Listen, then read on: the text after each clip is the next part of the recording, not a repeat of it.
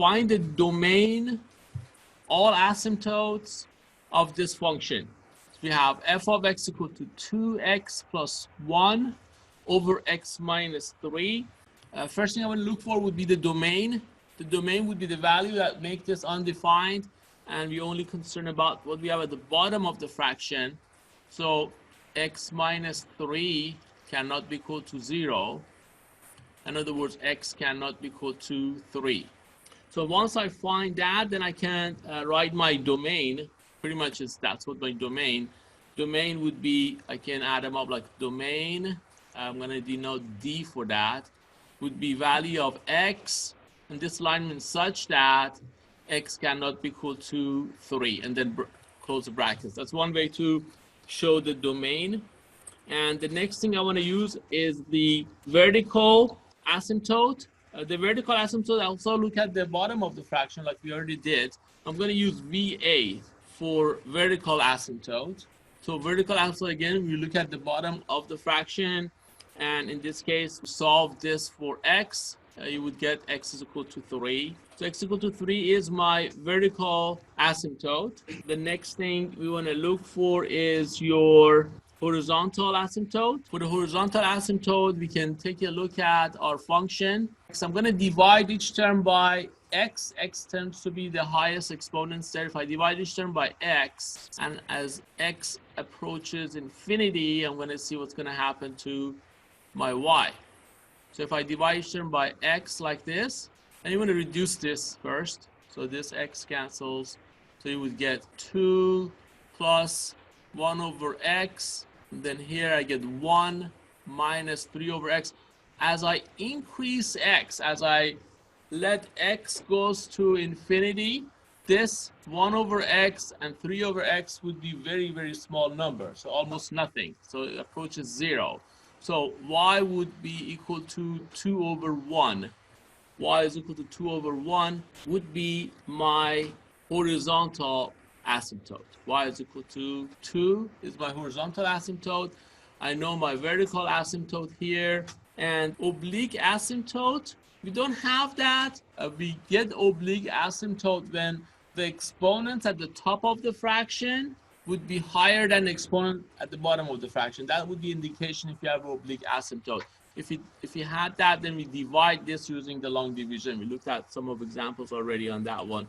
So I'm going to put here none. All right, we also need to look for x and y intercepts, and we can make a little chart like that. If I let x equal to 0, solve for y, that would be my y-intercept, and that's pretty easy to look at here. If x equal to 0, the top of the fraction would be 1, and if x equal to 0, the bottom of the fraction would be equal to -3. So my y-intercept would be -1/3.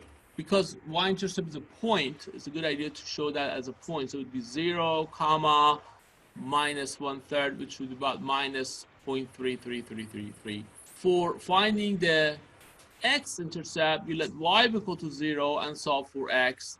And when you let y be equal to 0, you would get f of x or y is equal to 2x plus 1 over x minus 3. If I let that be equal to 0, and if I cross multiply this, you get 0 times x minus 3 is 0. 1 times 2x plus 1 would be 2x plus 1 equal to 0. So to solve this for x would be equal to -1/2. Again, this is a point. That is your x-intercept. Your x-intercept then would be -1/2, comma 0, -0.5, comma 0. So I've got all the information here to graph this. So let's go ahead and look for our intercept first. If x is equal to 0, y is equal to -1/3. So this is my y-axis here. This is my x-axis. So if this is -1, on the y-axis, we're going to locate where my graph going to intercept y-axis. Looks like is at point -1/3. -1/3 would be about 0.3333. So I'm going to go ahead and pick somewhere around here. My graph going to pass us through this point right there. And I already found my x-intercept, which is -1/2. So if this is 1, also minus 1/2 would be about 0.5 right there. So my graph going to pass us through these 2 points. And then let's go ahead and draw our asymptotes. First asymptote that we found was the horizontal asymptote, and we have next vertical asymptote. Y is equal to 2. That would be the line that passes through point 2 on y-axis, which is this point right there. So let's go ahead and draw this point. This is the asymptote, so usually we draw this as a dotted line or dashed line, which we're going to do that now. So we're going to make this like a dotted line. These are the lines that your graph gets closer and closer to this line. So this is y is equal to 2. Okay, we're going to do the same thing with the next asymptote we found, which is x equal to 3. So x equal to 3 would be this line right there, the line that goes through point 3 on x-axis, and we're going to make these also a dashed line or dotted line to indicate these are our asymptotes. Again, my graph going to get closer and closer to these lines. So this would be 3 right there. Okay, so now I'm ready to graph this. I know my graph going to passes through x and y intercept here. So if my graph passes through these 2 points and get closer and closer to this asymptote, from this end get closer to this line like that, and from this end gonna passes through this other intercept and then get closer and closer to this asymptote like this. Now I need to know what's going on up here. I'm going to make another chart here and say if x equal to 4. You substitute 4 into f of x, you get 2 times 4 plus 1. That would be 8 plus 1. That give you 9. And if I put 4 here, 4 minus 3 would be 1. So it would be 9. So if x equal to 4, y is equal to 9. Here, 9. So my graph going to passes through this point here. That's all really I need to indicate where my graph is located. My graph going to get closer and closer to this asymptote going up there.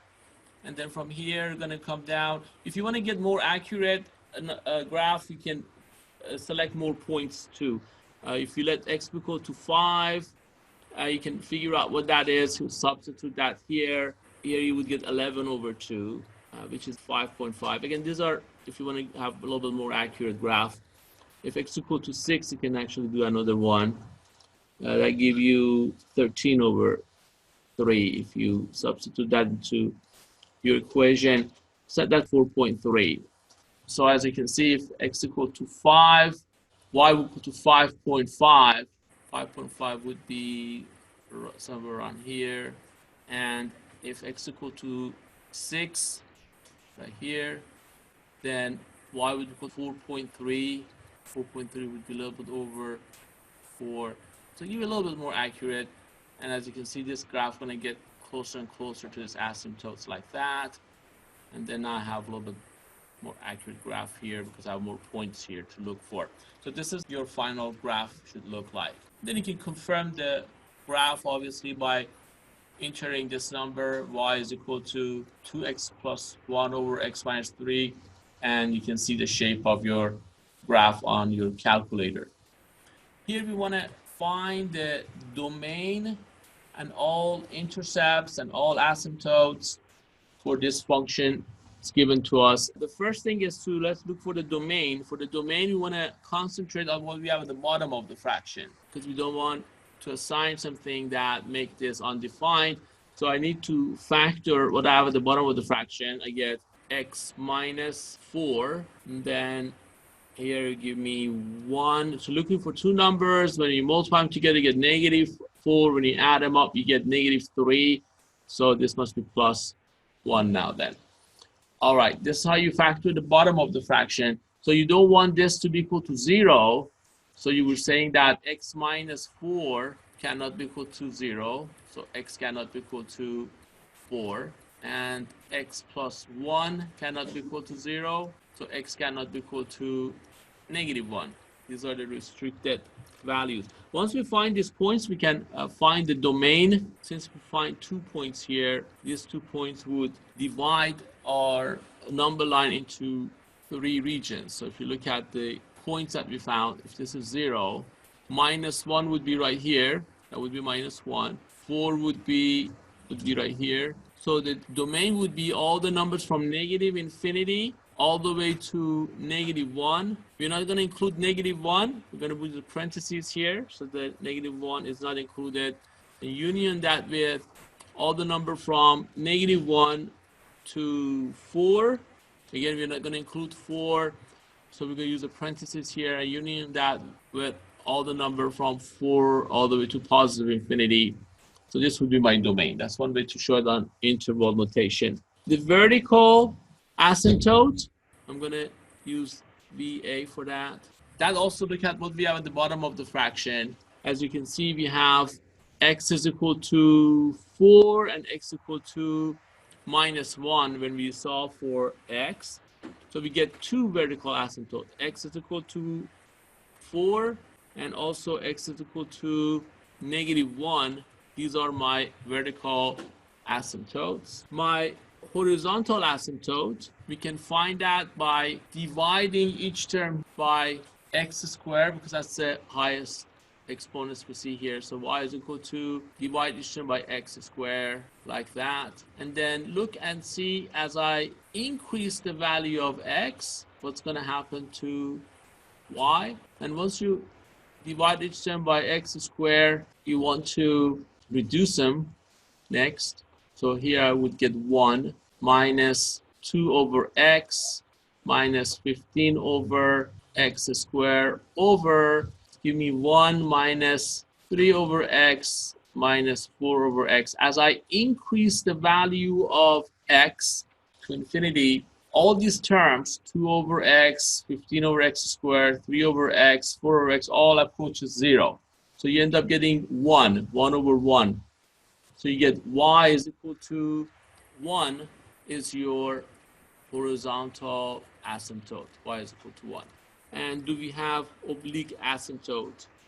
When we have a horizontal asymptote, we don't get oblique asymptote, so it would be none. And we get the oblique asymptote when we see the exponents at the top of the fraction is higher than exponents at the bottom of the fraction. And then for that, we divide using the long division. And we did a lot of examples on that already. Now I need to find my x and y intercepts. So let's go ahead and make a little chart here. If I let x equal to 0 and solve for y, right here, if x equal to 0, these two terms would be gone. This two term also would be equal to 0. So you get minus 15 over minus 4, which would be just 15 over 4. 15 over 4 would be my y-intercept, which is a point. I'm going to use it as 0, comma, 15 over 4 is 3.75. So that is a point where your graph going to intercept y-axis. To find the x-intercept, I'm going to let y be equal to 0. If I let y be equal to 0, then I need to factor what I have at the top of the fraction. So here, f of x or y is equal to, if I factor what I have at the top of the fraction, I get two parentheses like that. I get x and x. And here I would get, for 15, I put 5 and 3 or 3 or 5. And then you want to make negative 2x out of that. So if you multiply the two closest terms, you get 5x. And two furthest terms give you 3x. You want to get minus. So I'm going to have a minus 5 and plus 3. So that would be the factored form of my f of x. So if I let y be equal to 0, so I get x minus 5 over x plus 3 over x minus 4 times x plus 1 equal to 0. And this got like a proportion here. If you cross multiply, 0 times x minus 4 times x plus 1 would be 0. 1 times what do you have at the top of the fraction. So really have to solve what we have at the top of the fraction here. So x minus 5 equal to 0 means x is equal to 5. So that's one of my x-intercept. I'm going to write it as a point, 5, comma 0. Or x plus 3 equal to 0. That is x is equal to minus 3. So my other x-intercept would be when y is equal to 0, x also is equal to -3. And we're going to show it as a point. Okay, let's locate all these asymptotes and points to graph the function. Let's start with drawing the asymptotes. The horizontal asymptote is y is equal to 1, so that would be the line that passes through point 1 on y-axis. We show the asymptote with a dotted line or dashed line, so I'm going to make this a dotted line. This is the line that my graph going to get close to it. So this is y is equal to 1. My other asymptotes are x is equal to 4. That would be the vertical asymptote that passes through 4 on x-axis, and the other one is x equal to -1. That would be a vertical line that passes through point -1. And we can also make these lines like a dotted line to show these are the asymptotes. Let's locate the x and y intercepts.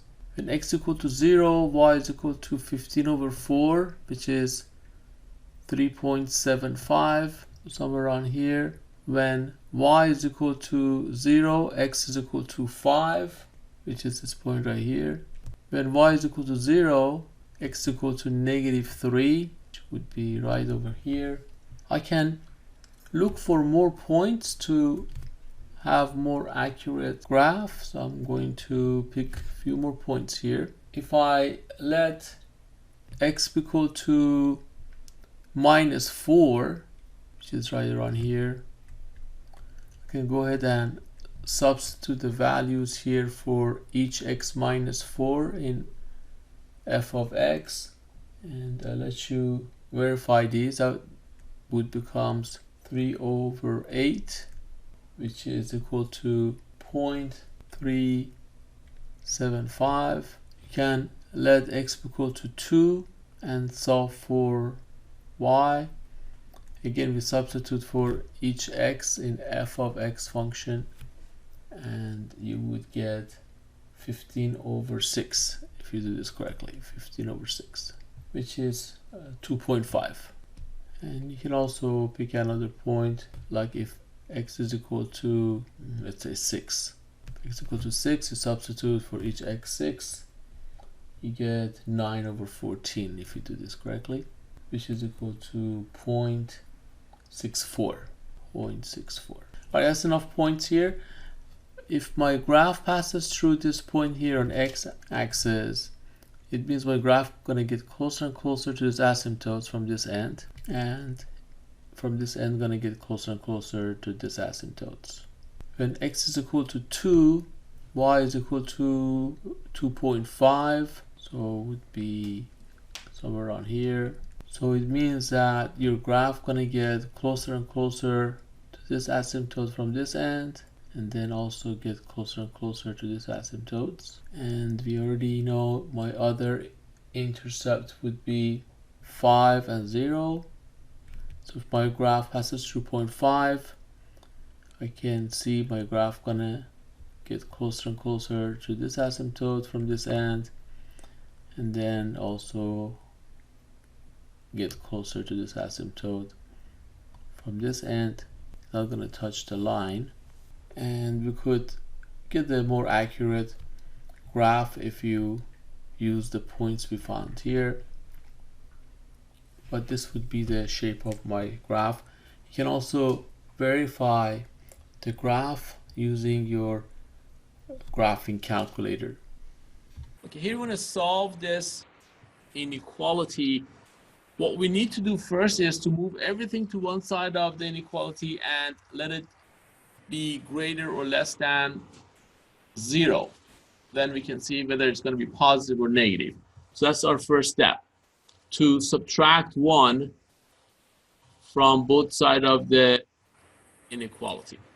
So I would get x plus 2 over 2x plus 1 minus 1, or 1 over 1, less than or equal to 0. That's what I want. Now I can see whether my function needs to be positive or negative. Here the LCD would be 2x plus 1, so we need to add them up. So you would change that 1 to 2x plus 1 over 2x plus 1, or multiply the top and bottom of this fraction by 2x plus 1. So now you can combine this to 2x plus 1. At the top of the fraction, I get x plus 2 minus, don't forget this parentheses here, 2x plus 1. Now I'm going to distribute this negative or negative 1 and write it as negative 2x negative 1, and then combine like terms. So you get x minus 2x give me minus x, 2 minus 1 give me plus 1 over 2x plus 1.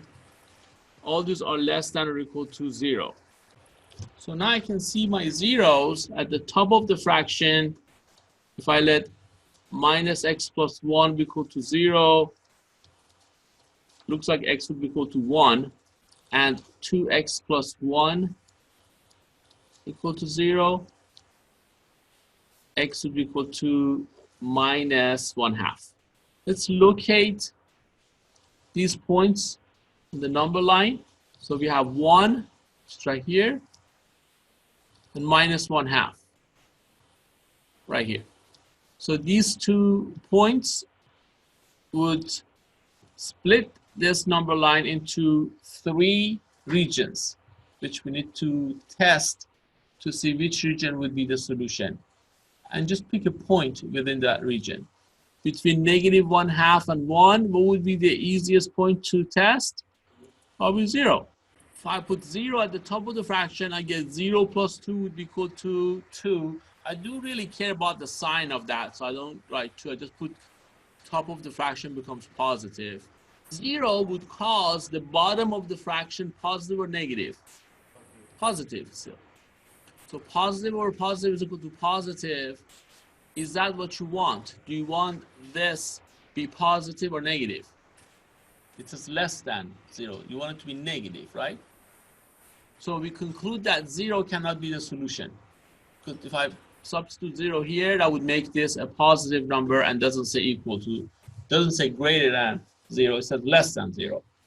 So 0 is not a solution. The solution usually alters between these regions, but we're going to go ahead and test the next one. 2 would be a good one to check here. If I substitute 2 here, this is where you substitute right there actually. Right there, this one. If I substitute 2, 2 would cause the top of this positive or negative. Substitute negative 2 plus 1. What's negative 2 plus 1? Negative 1. So 2 would cause the top of the fraction would becomes negative, right? How about the bottom of the fraction? 2 times 2 would be 4. 4 plus 1 is 1, so it would be positive, right? So 2 would make the bottom of the fraction positive, so that would be equal to negative, and that's exactly what you want. You want this less than 0. So it means you want it to be negative. So 2 is a solution. So as every point to the right here, because 2 checks out, every point within this region would be the solution. The last one, we need to pick a number like minus 1. If I pick minus 1, minus 1 would cause the top of the fraction positive or negative. Negative times minus 1 would be plus 1, plus 1 would be plus 2, so it would be positive. Minus 1 would make the bottom of the fraction positive or negative? Negative. Negative 2 plus 1 would be negative. And that's exactly what you want. You want it to be negative. So all the number from negative infinity to minus 1/2 also would be the solution. So we can write this as interval notation. All the number from negative infinity, comma, minus 1/2. Now we have to decide whether you put parentheses or brackets here. I'm going to leave it alone for a moment. Union that with all the number from 1 all the way to infinity. You have to decide whether to put parentheses or brackets for minus 1/2 and 1. Here it says equal to, so it's okay to be 0. Should I put brackets or parentheses for minus 1/2? All right, if I check 1, if I let x equal to 1, minus 1 plus 1 would be 0, 0 any number would be 0. So that's good. I could have 1 as my solution. I'm going to use brackets here. However, minus 1/2, if I substitute minus 1/2 at the bottom of the fraction, 2 times minus 1/2 plus 1, that gives me 0. We cannot have 0 at the bottom of the fraction. So minus 1/2 cannot be a solution, so I'm going to use a parentheses here. So the solution will be from negative infinity to minus 1/2, not including minus 1/2, because that point would cause this becomes undefined. And then from 1 to infinity and including 1, because this says it's equal to 0. Solve the following equation and inequalities. F of x is given to us as x minus 4 over x plus 3. For part A, it says when f of x equal to 0, well, f of x is x minus 4 over x plus 3. If this is equal to 0, I can solve for this. If I cross multiply this, that would imply that x minus 4 times 1 would be x minus 4 is equal to 0 times anything is 0.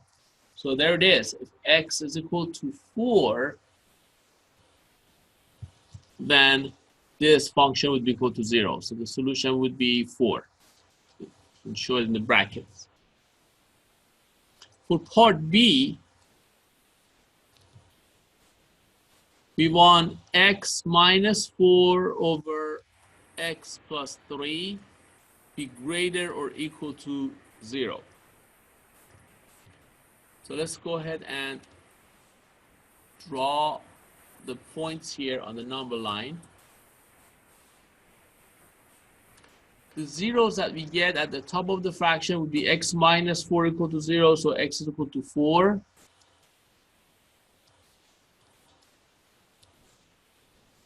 At the bottom fraction, we get x plus 3 is equal to 0, so x is equal to negative 3.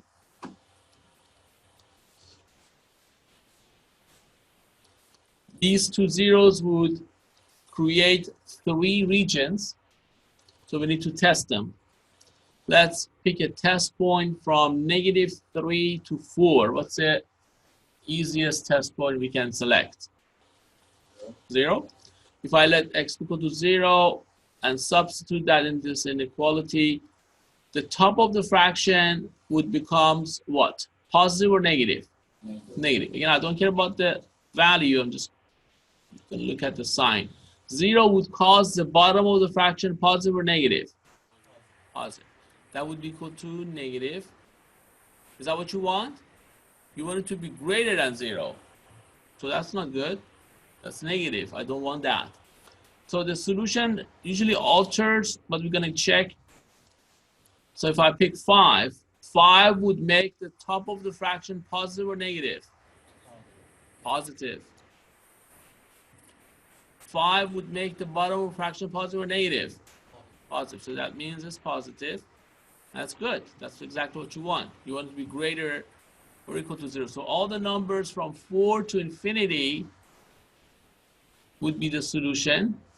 And if I pick like minus 4 from this other end, minus 4 would make the top of the fraction positive or negative? Negative. Minus 4 would make the bottom of the fraction positive or negative?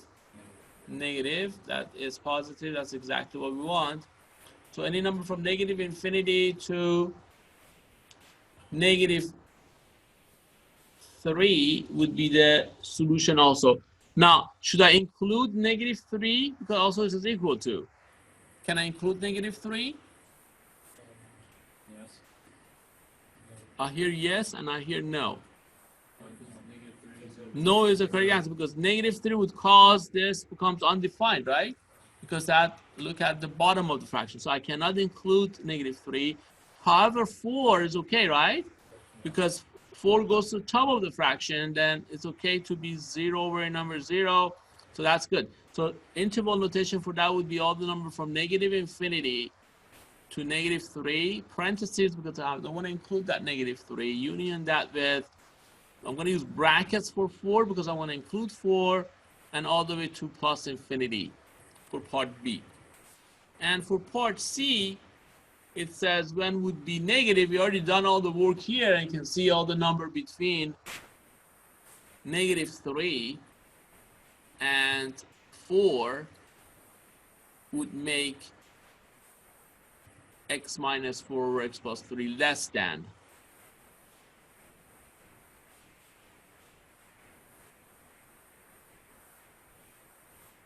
Or equal to 0.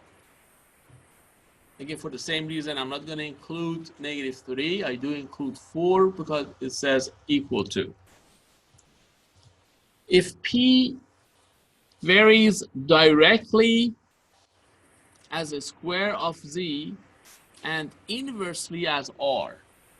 So we're going to write P is equal to, when it says varies, we have some constant K here we're going to include. When it says directly as a square of Z, square of Z would be Z squared.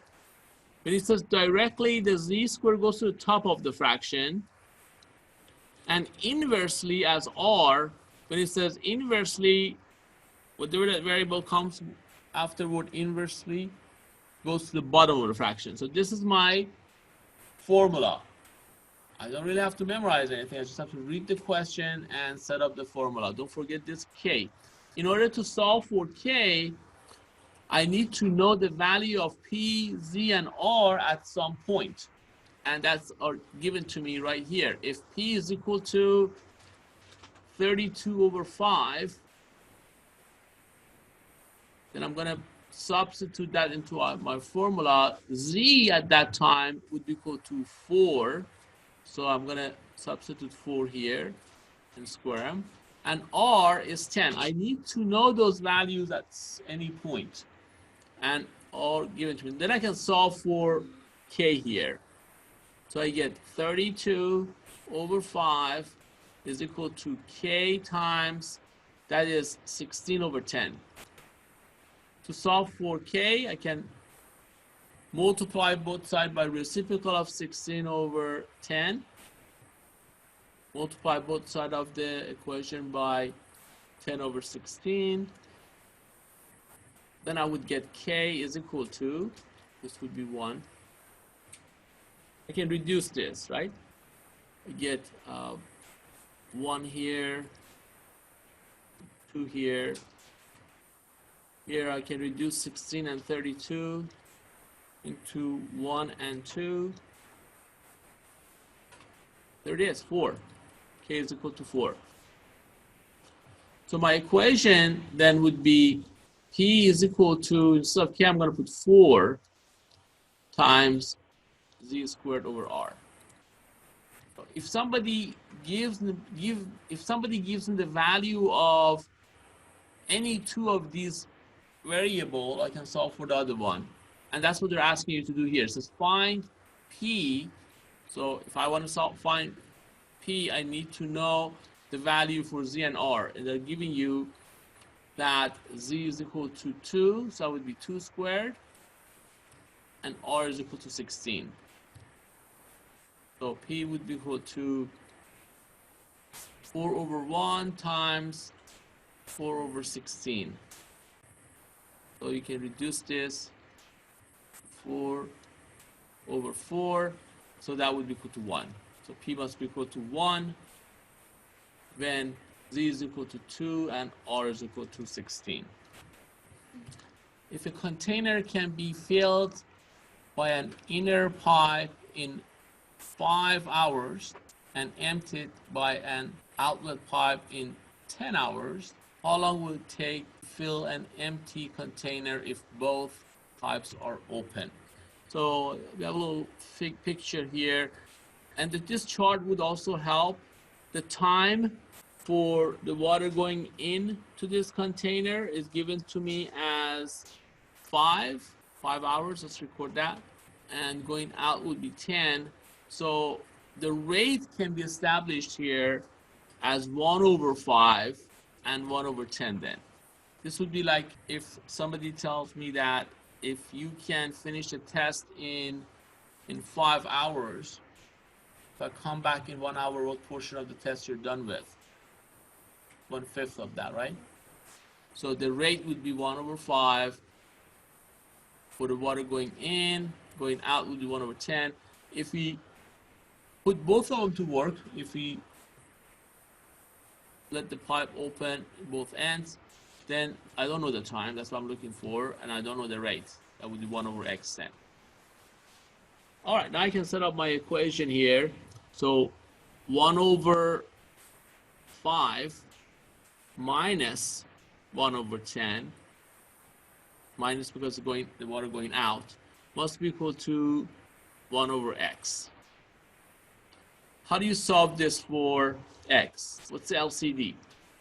Looks like LCD is 10x, or 10x/1. If I multiply each term by 10x, then I can eliminate the fraction. I'm going to reduce this. This would becomes 1. This would becomes 2. So I get 2x here, minus the 10 reduces to x, equal to 10. So I get 2x minus x is equal to x. So x equal to 10. And don't forget the unit at the end. That would be 10 hours. All right. Somebody's asking me how to find 10x as a LCD. We can just go over that quickly. To find the LCD of 5, 10, and x, make a little chart. 10, 5, and x. You have to break these to its prime numbers. So 10 consists of 2 times 5. 10 is 2 times 5. So 2, 5. So you list the group of 2 being my prime numbers, 5 being my prime numbers. 5 is just 5 here. And we also have a group of x here. We only have 1 x here. So once we list them up, to find the LCD, or LCM, sometimes I call it, least common multiple or least common denominator, you compare these groups of prime numbers. For LCD, you pick the largest of all. Here you have 1, 2, no 2, no 2. I'm going to pick 1, 2 as part of my LCD.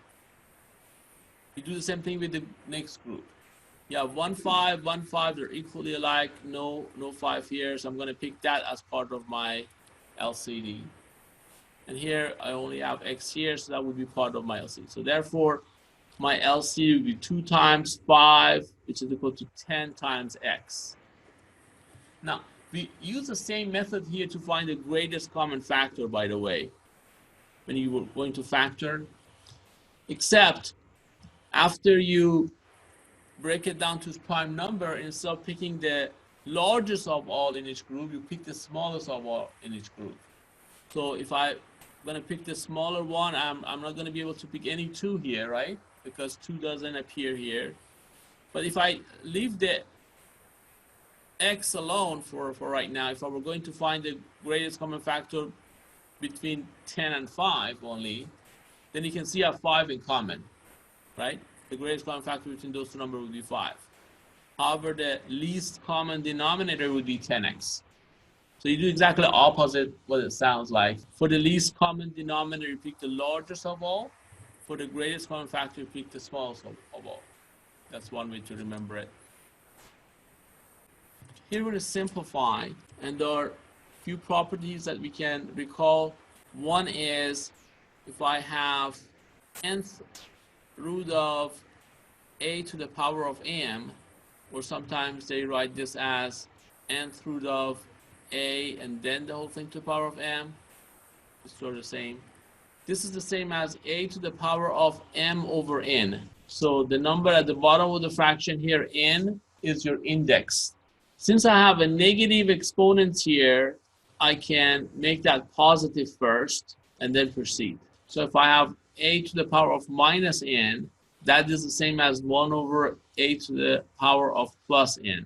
Let me also introduce another property here that could help you with this. If I have a over b to the power of minus n, what is that equal to? That is the same as like a over a to the power of minus n over b to the power of minus n. Now, if I want to make these positive, I need to move the a to the bottom of the fraction and b to the top of the fraction. And see what's going to happen here. This would become b over a to the power of plus n. So if you look at this property as if I have a over b to the power of negative n, I can make it to have a positive exponent by flipping this, right? The reciprocal of that. So this could be handy here with what we're doing right now. So if I want to make this plus 3 over 4, I just have to write this as 81 over 16. So now I can write this as plus 3 over 4. So my index here is 4 then. The root is 4. And I have 81 over 16 here. And then I'm going to raise everything to the power of 3. That's where this 3 should go. All right. Looks like that 81 is the number that I can multiply something 4 times by itself to get 81. Can I find a number to multiply it by itself 4 times to get 81? If you don't see it, you have to break it down to prime numbers so you can see it easily. 81 would be 9 times 9, right? 9 would be 3 times 3. So 3 times 3 times 3 times 3 would be 81. So that number would be 3. How about 16? Can you find a number you multiply by itself 4 times, you give 16? 2. 2 times 2 times 2 times 2 is 16. So the 4th root of 81 over 16 is really 3 over 2. And then I'm going to raise that to the power of 3. 3 to the power of 3 would be 27. 2 to the power of 3, that would give me 8.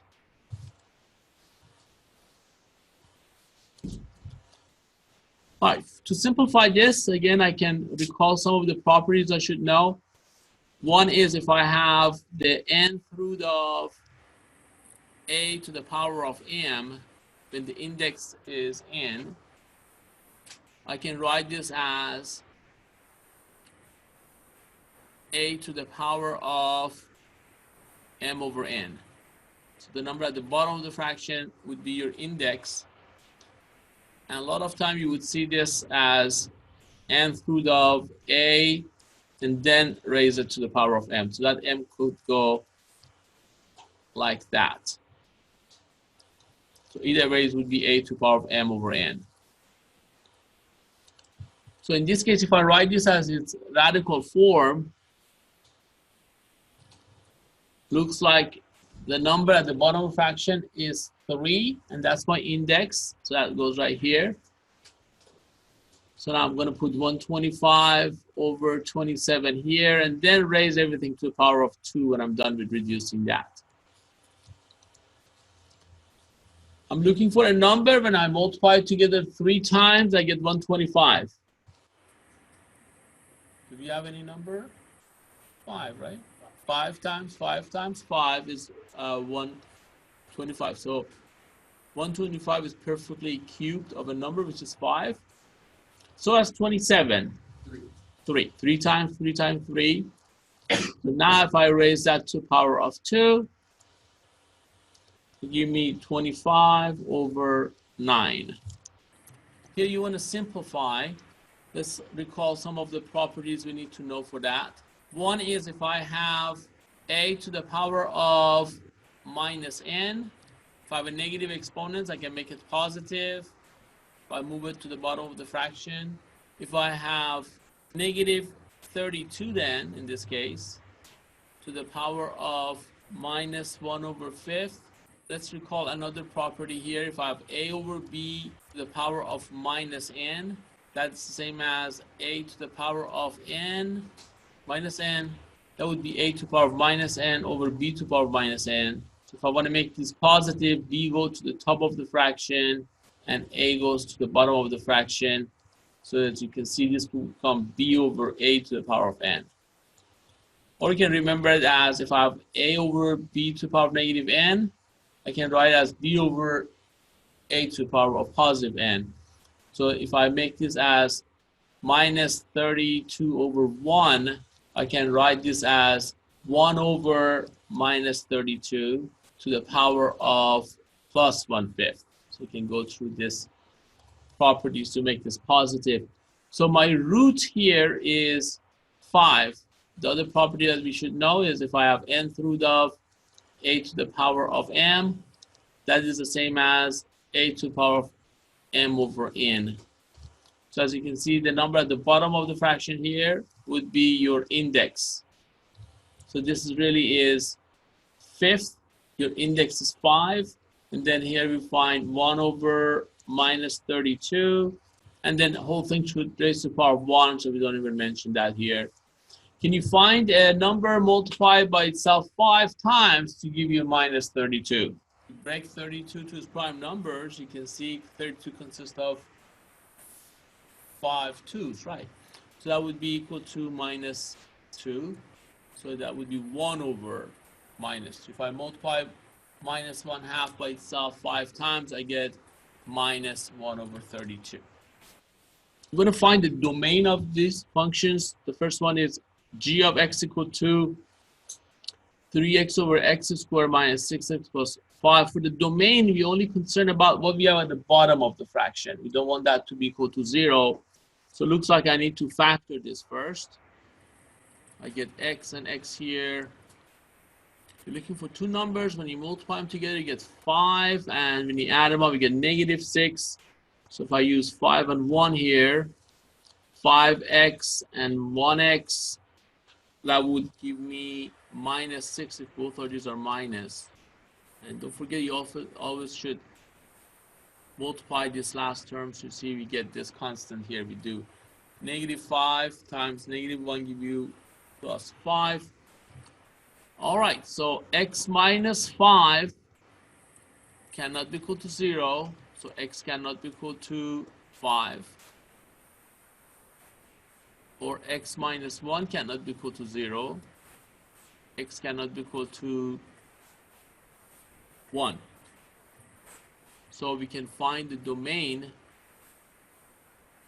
would be from negative infinity to 1. You're not going to include 1 because 1 would make that undefined. And then from 1 to 5, we're not going to include 5 either, because I would make that undefined. And then from 5 to positive infinity. This would be my domain. Here we want to find the domain f of x equal to the 5th root of 12x minus 1. For the domain, when you have a square root, if the index is even or 2, then we want to see whatever we have underneath this radical would be positive, has to be positive. So if I have an x here, x has to be greater or equal to 0. That would be my restriction. But if I introduce the index being odd number, like 3 or 5 in this case, then we don't have that restriction anymore. Because I could have a negative under this radical. I could have negative 8, right? What is cube root of negative 8? Can you find a number, multiply by itself 3 times to give you negative 8? Yeah, negative 2 times, negative 2 times, negative 2, right? So we do get the answer if the index is odd. In other words, if the index is odd, there is no restriction. So the domain then would be all real numbers. All the number from negative infinity to positive infinity would be your domain. This would be when the index is odd. If the index is even, then you want to make sure whatever you have under the radical be greater or equal to 0, and then solve for that. Here we'll find the domain, and we do have our index being 2, so that's even. So whatever I have under the radical must be greater or equal to 0. In order to solve that, I need to factor it. I get x and x here. And here you get 2 and 1. You want to get -1 out of that. So we get 2x and 1x. I can make -1 out of that if 2 is negative and 1 is positive, greater or equal to 0. Let's look at my number line. Let's locate these numbers. First number you want to find, x plus 1. If I solve this for x, x would be equal to -1. Let's locate -1 here, is right here. And then x minus 2 equal to 0. X is equal to 2. So let's locate 2 here, right there. Now these 2 points would make 3 intervals on number line. And we need to find a test point to see which portion would be greater than 0. Between -1 and 2, probably the best test point would be 0. 0 would cause this first parentheses positive or negative? Negative. Again, I don't care about the value of this, I care about the sign. 0 would cause the second parentheses positive or negative? Positive. So the product of that would be negative. Is that what you want? No, it says greater than 0. So 0 is not a solution. Let's pick 3. 3 would make the first parentheses positive or negative? Positive. How about the second parentheses? Positive. Is that what you want? Yeah, you want it to be greater or equal to 0. So any number from 2 all the way to infinity is good. Okay, -2 should work as well, but let's check it. -2 would make the first parentheses positive or negative? -2 minus 2 is equal to -4 would be negative. -2 would make the second parentheses positive or negative? Negative. Is that what you want? Negative times negative is positive. Yes. So all the number from -infinity to -1 would be your part of your domain. Now the question is, should I include -1 and 2? It says equal to. Yeah. So because it says equal to, whatever you have under the radical is going to be greater or equal to 0. So 0 is okay. We can have radical 0 is 0. So 0 is no problem. So yeah, -1 and 2 should also be included as part of my solutions. So my interval notation would be all the number from -infinity to -1. I'm going to use the brackets here because I want to include -1. And union that with 2. I'm going to include 2. I'm going to use the brackets again to all the way to positive infinity. This would be my domain.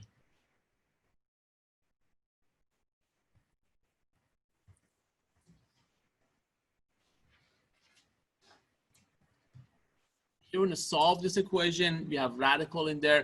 What would be a first step to solve an equation involving radical? Anybody remember that? Yes, you were saying add x to both sides of the equation. The better way to answer that is to say to isolate radical. So have the radical by itself where it's possible. Sometimes it's not possible. In this case, it is. That's all I have to do is just add x to both sides of the equation like you suggested. If I add x to both sides of the equation, then I would get square root of 11 minus x is equal to x plus 1.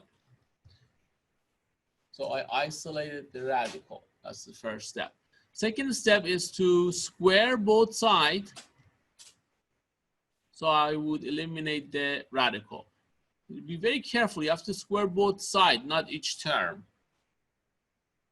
So when we do that on the right-hand side, you need to remember the property to expand binomial. If I have a plus b squared, that is the same as a squared plus 2ab plus b squared.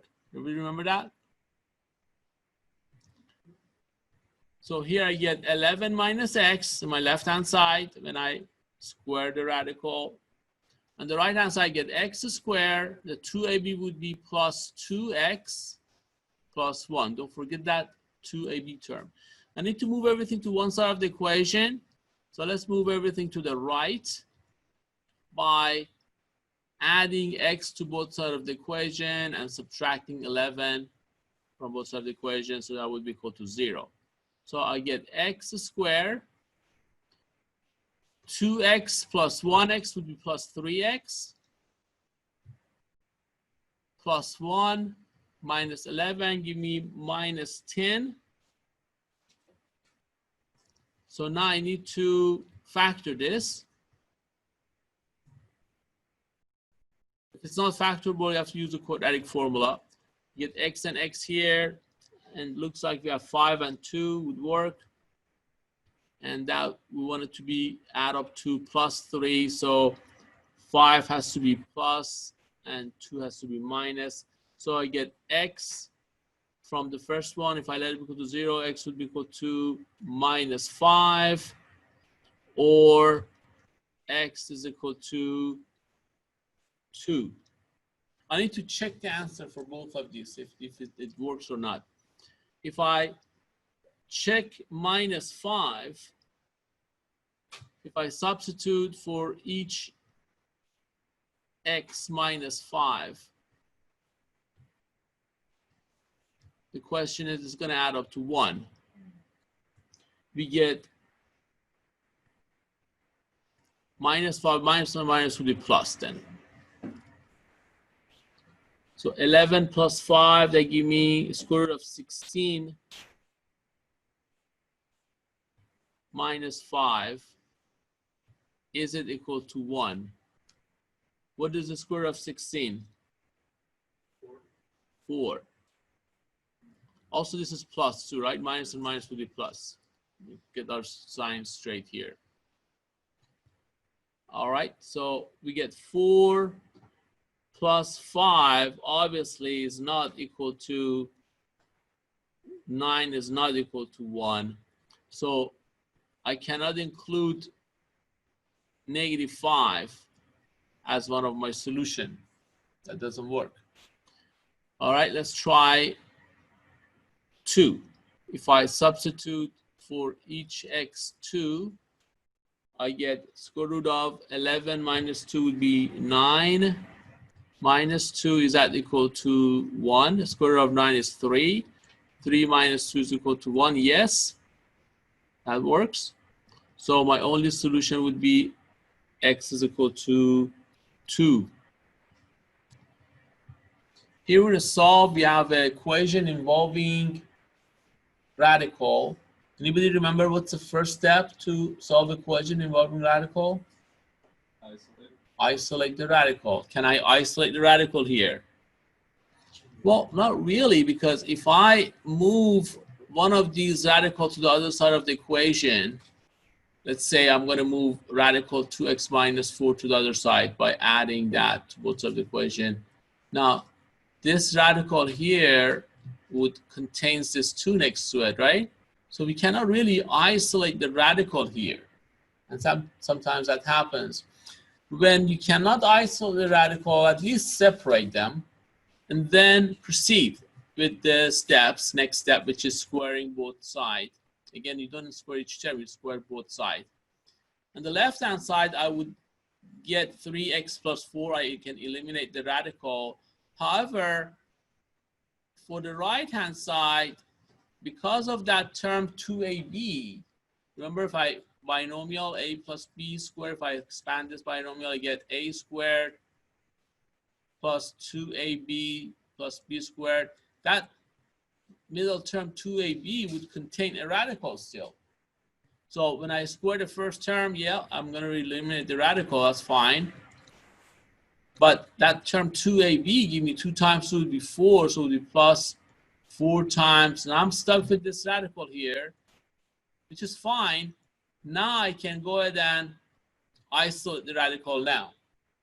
So you have to do this process twice when you cannot isolate the radical first time.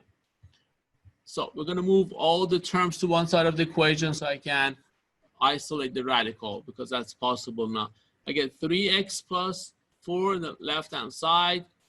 I'm going to move all this to the other side. I'm going to subtract 2x from both sides of the equation, add 4. Then here I have to, again, subtract 4. I could eliminate that before I move it, but that's okay. Equal to 4 radical 2x minus 4. You see how I isolate the radical now? Okay, some of these add up to 0. 3x minus 2x, that adds up to just x plus 4 on the left-hand side, equal to 4 times 2x minus 4. I did isolate the radical. This is one term now. So now I have to square again. If I square again, then I can eliminate the radical. Here again, I get x squared. The 2ab term would be plus 8x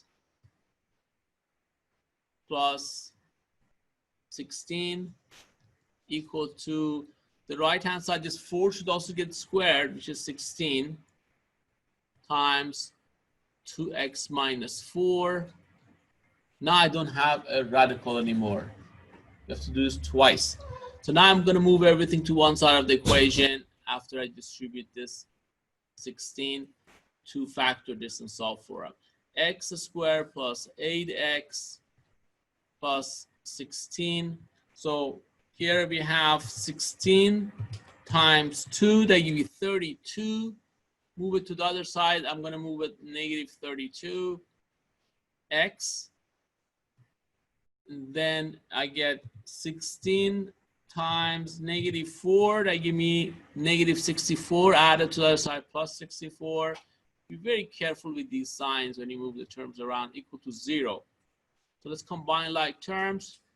I get x squared here. I have 8x minus 32x. That give me total of minus 24x. Then here I have 16 plus 64. That adds up to 80 plus 80 equal to 0. So now I can factor this if it's factorable. If it's not factorable, we can use quadratic formula. Looks like it is factorable. So I would get x and x here. For 80, I can use 20 and 4. That also add up to minus 24. Both of these are minus, and negative 20 times negative 4 still is 80 is good. So if we find our answer, x is equal to 20, x equal to 4. We need to check those. X is equal to 20. When I let x minus 20 equal to 0, x equal to 20, or x minus 4 is equal to 0, x would be equal to 4. All right, let's go ahead and check the answers if it works. For 20, I get 3 times 20 plus 4 minus square root of 2 times 20 minus 4. We want to know if this is going to add up to 2. Okay, so if I do this correctly, that would give me 60 plus 4 give me 64. Square root of 64, which is 8, minus, that would give me the square root of 40 minus 4 give me 36, would be 8, that would be 6. 6 times 6, 36 is equal to 2. Yep, looks like that's good. That adds up to 2. So 20 is the solution. If I go ahead and do the same thing with 4, is it 3 times 4 plus 4 minus square root of 2 times 4 minus 4 adds up to 2. That would be 12 plus 4, that gives me 16. Square root of 16 is 4 minus 2 times 4 is 8 minus 4 would be 4. Square root of 4 is equal to 2. Yep, this one also is good. So we got our both answers to be 20, 4. That's another way to show the final answers. Here we're going to solve and check our answer. Here we have a cube root of something. It's still, we need to isolate that first. The first step is to isolate the radical. Here I can easily do that by subtracting 3 from both sides of the equation. So now I need to eliminate this cube root. So if I raise both sides of the equation to the power of 3, then I can eliminate the radical. I get x plus 1 in the left-hand side, and negative 3 to the power of 3. What is that? Negative 27. Okay, so x then would be equal to negative 27 minus 1, which is equal to negative 28. We always have to check our answer. Let's see if that works. Cube root of negative 28 plus 1 plus 3, is that going to be equal to 0? That's a question. So that would be negative 27. What is cube root of negative 27? It would be negative 3. Negative 3 plus 3, yes, it's going to be equal to 0. Yes. So my solution minus 28 is good. And I'm going to put in the bracket. Here we have an equation that we could use substitution method for that.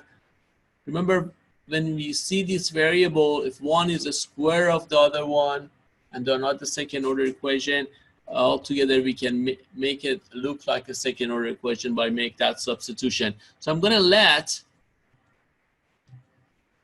x to the power of minus 1 be equal to another variable like w.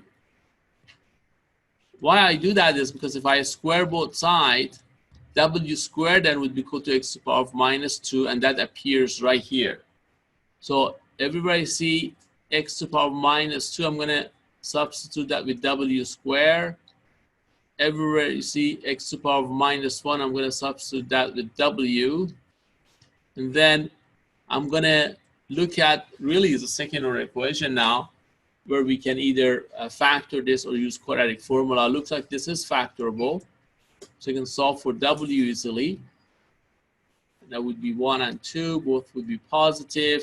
So there, w plus 1 equal to 0, so w is equal to negative 1. Or w plus 2 is equal to 0, w is equal to negative 2. But we are not solving for w, we are solving for x. So I have to go back to my original assumption here and assume that w is equal to x to the power of minus 1. So there are two cases I need to check. One is when w is equal to negative 1, and the other one is when w is equal to negative 2. First case, if w is equal to negative 1, then the negative 1 would be equal to x to the power of minus 1. That's what I have to solve for. Let's do that one. X to the power of negative 1 is really 1 over x, right? When I make that positive exponents. And then if I cross multiply this, I get negative x is equal to 1. So it looks like I get x is equal to -1.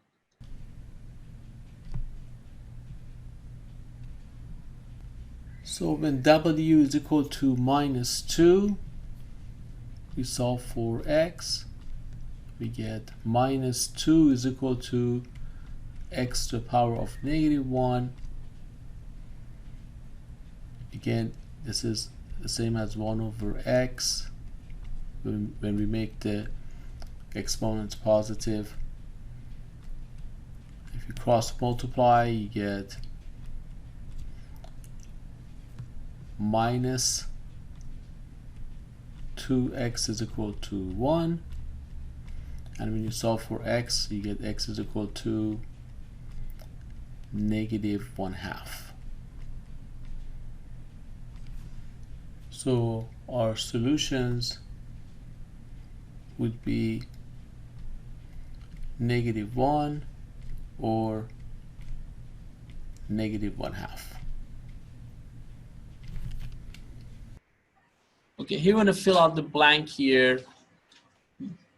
Given a graph, we use which test to find out if the graph indicates a one-to-one function. Anybody remember that? What is it?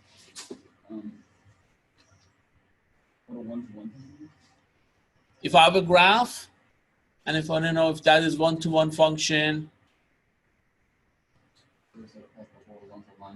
horizontal line test, very good. Use a horizontal line test to see whether it's a one-to-one function. Use a vertical test to see if it's a function.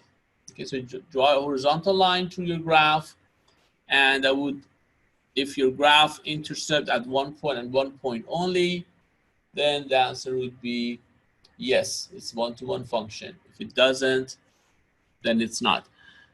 We can look at some examples in a moment, but let's continue with this. If f and g are inverse, then composition of f respect to g is equal to, anybody remember that? It's equal to what? It's equal to x, right? Has to be equal to x. And then what else has to be equal to x? Composition of g with respect to f also has to be equal to x. Now it has to be equal to x, not any same number. It's equal to like 2, it's not going to be inverse. It has to be equal to x. Okay. So if composition of f respect to g and composition of g respect to f turns out to be equal to x, that would be the indication that those two functions are inverse of each other. So we can verify whether two functions are inverse of each other by calculating that compositions of those. The next one continues. It says the domain of f is equal to what? The range. The range of its inverse function, and vice versa. Range of one function is equal to domain of this inverse function. And it says right here, and the range of f is equal to what? The domain of its inverse function. If the point A, B lies on the graph f, and f has a inverse, then what points lies on this inverse? We flip it, right? B and A. Very good. The graph of the function f and its inverse is symmetric with respect to what line? Function completion. Again, there's a line that your graph and its inverse would be symmetric with respect to that. Remember that line? If this is y-axis, this is x-axis. Anybody remember the line?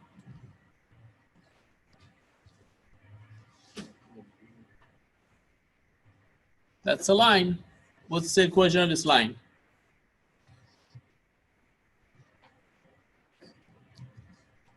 What is the equation of this line here, guys? X is equal to y. So it should make sense, because if I have a point here and then its inverse function would be right here, there's symmetry with respect to this line here.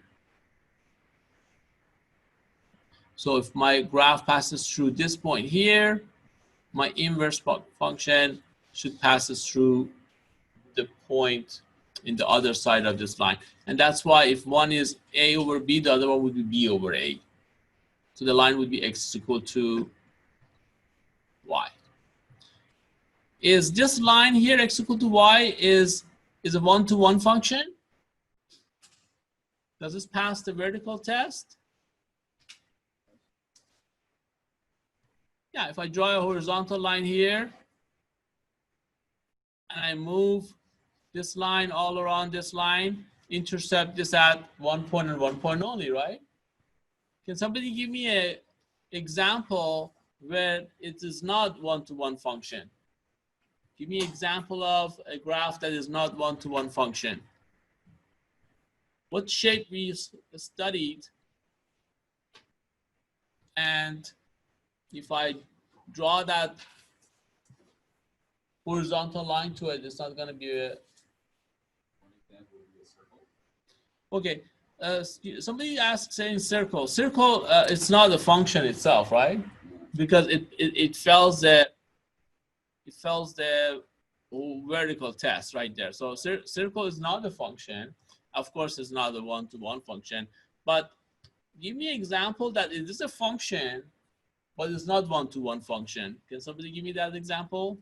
Graph this line here. See, you can give me a shape that we studied before that is a function, but it's not a one-to-one function. You know what it is? I can't remember its name. You can't remember the name, but you know what it is. Yeah, it's basically the line, like sort of an S sideways going up and down. Okay, so how about parabola? The parabola, that's probably the easiest one to check, because the vertical parabola, that's even easier than the one that you're thinking now, right? A vertical parabola, it is a function, right? Because y is equal to x squared. That is a function. So if I draw a line, vertical line through this, and I move this line here, it's going to intercept this parabola at 1 point and 1 point only. That's going to pass the vertical test. So this is a function. But how about my horizontal? No, see, it doesn't work. It fell my horizontal test, because my horizontal test would intercept this graph at more than 1 point, like right there. So vertical parabola would be a good example that it is a function, but it's not a one-to-one function. So that's what we're talking about. What tests we use a horizontal test to see if it's a one-to-one function, vertical test if it's a function, and we want to remember that if two functions are inverse of each other, first of all, they have to be one-to-one functions so that the inverse function exists. If it is one-to-one function, then we know we have an inverse function. If we do have an inverse function, those two would be symmetry with respect to this line x is equal to y. So these are the points that you want to remember. If we want to find the inverse, to find inverse, we have to go through 2 steps. Step number 1 is exchange the position of x and y. Step number 2 is to solve for y. So let's do that. F of x is the same as y. Y is equal to 2x plus 1 over x minus 1. Everywhere we see y, we're going to put x. Everywhere you see x, you're going to put y. And then simply solve for y. It's a proportion. I'm going to cross multiply. X times x minus 1 is equal to 1 times 2y plus 1. I'm going to distribute here. I get xy minus x equal to 2y plus 1. all the terms that contains y should go to one side of the equation, and I have 2y on the right hand side. I'm going to move it to the left by subtracting 2y from both sides of the equation, and then I'm going to add x to both sides of the equation, so x goes to the right. And then to solve for y, I need to factor the y from left hand side so I can solve for y. If I factor the y, I get x minus 2 in the left hand side. So now I can solve for y by dividing both sides of the equation by the coefficient of y, which is equal to x minus 2. So now I can say this is my inverse, or I can use the symbol here, put -1. This is a symbol for inverse here of f of x, which is x plus 1 over x minus 2. Here we want to find the composition of f respect to its inverse is equal to 1. We want to verify that. We already find the inverse of f of x here. So this would be the same as f of f inverse of x. That's what we're calculating. That's what this means. So we already know what the inverse function from the previous part. So we are really evaluating f of x plus 1 over x minus 2. To find that, I'm going to go to my f function and substitute for each x plus 1 over x minus 2, which is 2x plus 1 at the top here, and x minus 1. So f of x plus 1 over x minus 2 would be equal to 2 times, everywhere you see x, you're going to put x plus 1 over x minus 2. There we have plus 1 over, there's another x that I need to replace it with, x plus 1 over x minus 2. That would be minus 1. Now if I simplify all this, I should get equal to x. And let's see what we get here. Here we have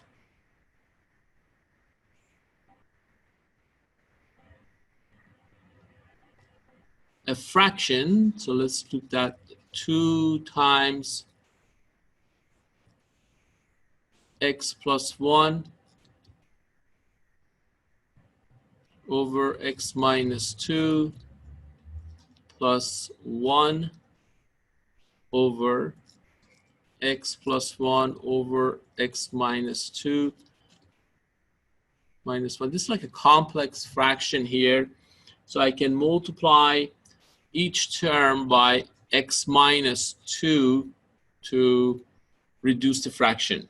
So let's do that. If I multiply each term by x minus 2, I can reduce these fractions. You end up getting 2 times x plus 1 plus x minus 2 over x plus 1 minus x minus 2. Let's go ahead and distribute, remove the parentheses. Here I get 2x plus 2 plus x minus 2 at the top of the fraction. Here we have 2x plus 1x. They give me 3x. 2x plus 1x give 3x plus 2 and minus 2 adds up to 0. The bottom fraction get x plus 1 minus x plus 2. X and minus x cancels. You get 1 plus 2, that give you 3. There we go. We get equal to x. So we find that is true, that composition of f respect to its inverse is equal to x. If you go ahead and do this the other way around, you should also get equal to x. That would be good practice for you probably. If you go ahead and evaluate composition of it inverse respect to f, also should be equal to x because they're inverse of each other. So you can do this and verify that.